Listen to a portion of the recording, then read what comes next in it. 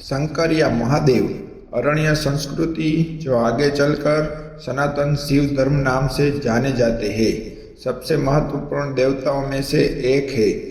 वो त्रिदेवों में एक देव है। इन्हें देवों के देव महादेव भी कहते हैं। इन्हें भोलेनाथ, शंकर, महेश, बिलेश्वर, रुद्र, नीलकंठ, गंगाधर आदि नामों से भी जाना जाता है। तंत्र साधना में इन्हें भैरव के नाम से भी जाना जाता है। हिंदू शिव धर्म के प्रमुख देवताओं में से एक है। वेदों में इसका नाम रुद्र है। यह व्यक्ति की चेतना के अंतर्यामी है। इनकी अर्धांगिनी का नाम पार्वती है। इनके पुत्रों कार्तिकेय और गणेश है तथा पुत्रियां अशोक, सुंदरी, ज्योति और मनसा देवी है।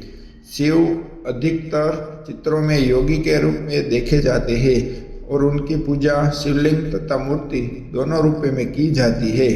शिव के गले में नाग देवता विराजित है और हाथों में डमरू और त्रिशूल लिए हुए है। कैलाश में उनका वास है। यह शिव मत के आधार है।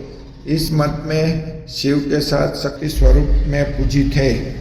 शंकर जी को संहार का देवता कहा जाता है। शंकर जी के सौम्य आकृति एवं रौद्र रूप दोनों के लिए विख्यात है। इन्हें अन्य देवों से बढ़कर माने जाने के कारण महादेव कहा जाता है। सृष्टि की उत्पत्ति, स्थिति एवं संहार के अधिपति शिव है। त्रिदेवों में भगवान शिव संहार के देवता माने गए हैं। शिव अनादि तथा सृष्टि प्रक्रिया में आदि स्रोत है और यह काल महाकाल ही ज्योतिष शास्त्र के आधार है। शिव का अर्थ यद्यपि कल्याणकारी माना गया है, लेकिन वे हमेशा लय एवं प्रलय दोनों को अपने अधीन किए हुए हैं। रावण, शनि, कश्यप ऋषि आदि इनके भक्त हुए हैं। शिव सभी को समान दृष्टि से देखते हैं, इसलिए उन्हें महादेव कहा जाता है। शिव के कुछ प्रचलित नाम महाकाल, आदिदेव, शंकर, चंद्रशेखर, जटाधारी, नागनाथ, मृत्युंजय, त्र्यंबक, महेश, विश्वेश, महारुद्र, नीलकंठ, महाशिव, उमापति, काल भैरव, भूतनाथ, त्रिलोचन, शशिभूषण आदि है। भगवान शिव को रुद्र नाम से जाना जाता है। रुद्र का अर्थ है रुद्र दूर करने वाला, अर्थात दुखों को हरने वाला।